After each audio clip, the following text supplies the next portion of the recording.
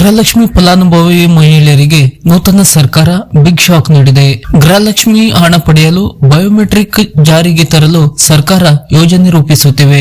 ಹೌದು, ಮೃತ ಮಹಿಳೆಯರ ಹೆಸರಿನಲ್ಲಿ ಗೃಹಲಕ್ಷ್ಮಿ ಹಣ ಪಡೆಯುವ ಮೂಲಕ ದುರುಪಯೋಗ ಮಾಡಿಕೊಳ್ಳುತ್ತಿರುವುದನ್ನು ತಡೆಗಟ್ಟುವ ನಿಟ್ಟಿನಲ್ಲಿ ಸರ್ಕಾರ ಸಿದ್ಧತೆ ನಡೆಸುತ್ತಿದ್ದು, ಬಯೋಮೆಟ್ರಿಕ್ ಜಾರಿಗೆ ತರಲು ಸರ್ಕಾರ ನಿರ್ಧರಿಸಿ ಮುಂದಿನ ತಿಂಗಳಿಂದ ಬಯೋಮೆಟ್ರಿಕ್ ಜಾರಿಗೆ ತರಲಿದೆ. ಇನ್ನು ಈ ಬಯೋಮೆಟ್ರಿಕ್ ಗೃಹಲಕ್ಷ್ಮಿ ಫಲಾನುಭವಿಗಳು ಶುಲ್ಕ ಪಾವತಿ ಮಾಡಬೇಕಿದೆ. ಬಯೋಮೆಟ್ರಿಕ್ ಆಗದೇ ಇದ್ದರೆ 2,000 ರೂಪಾಯಿ ಅಮೌಂಟ್ ಬರುವುದಿಲ್ಲ. ಹೀಗಾಗಿ ಬಯೋಮೆಟ್ರಿಕ್ ಮಾಡಿಸಿಕೊಳ್ಳಲು ಪ್ರತಿ ಫಲಾನುಭವಿಯು 5 ರೂಪಾಯಿ ಶುಲ್ಕ ಪಾವತಿಸಬೇಕಾಗಿದೆ. ಬಯೋಮೆಟ್ರಿಕ್ ಜೊತೆಗೆ ಗೃಹಲಕ್ಷ್ಮಿ ಸೊಸೈಟಿಗೆ ಸದಸ್ಯತ್ವವನ್ನು ಕೂಡ ಮಹಿಳಾ ಮತ್ತು ಮಕ್ಕಳ ಕಲ್ಯಾಣ ಇಲಾಖೆ ಮಾಡಿಕೊಳ್ಳುತ್ತಿದೆ.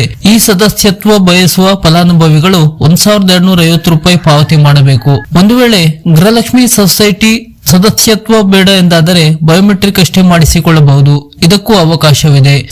ಇನ್ನು ಬರುವ ತಿಂಗಳಿಂದ ಬಯೋಮೆಟ್ರಿಕ್ ಜಾರಿಗೆ ಬರಲಿದ್ದು, ಈ ತಿಂಗಳೇ ಸರ್ಕಾರ ಸಿದ್ಧತೆ ಮಾಡಿಕೊಳ್ಳುತ್ತಿದೆ. ಹೀಗಾಗಿ ಈಗಾಗಲೇ ಗೃಹಲಕ್ಷ್ಮಿ ಬಯೋಮೆಟ್ರಿಕ್ಗಾಗಿ ಆಪ್ ಕೂಡ ಸಿದ್ಧಪಡಿಸಲಾಗುತ್ತಿದೆ ಎಂದು ಸರ್ಕಾರದ ಮೂಲಗಳು ತಿಳಿಸಿವೆ.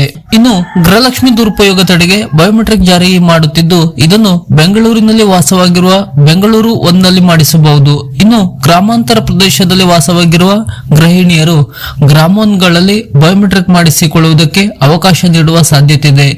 ಇನ್ನು ಇದು ಒನ್ ಟೈಮ್ ಬಯೋಮೆಟ್ರಿಕ್ ಆಗಿದ್ದು, ಇದನ್ನು ಒಮ್ಮೆ ಬಯೋಮೆಟ್ರಿಕ್ ನೀಡಿದರೆ ವ್ಯಕ್ತಿಯ ಖಚಿತತೆಯಿಂದ 2,000 ರೂಪಾಯಿಯನ್ನು ಗೃಹಲಕ್ಷ್ಮಿಯರ ಬ್ಯಾಂಕ್ ಖಾತೆಗೆ ನೇರವಾಗಿ ಪಾವತಿ ಮಾಡಲಾಗುತ್ತದೆ. ನಿಮ್ಮ ಹತ್ತಿರದ ಗ್ರಾಮ ಒನ್, ಬೆಂಗಳೂರು ಒನ್ ಸೇವಾ ಸಿಂಧು ಕೇಂದ್ರಗಳಿಗೆ ತೆರಳಿ ಬಯೋಮೆಟ್ರಿಕ್ ನೀಡಬೇಕು.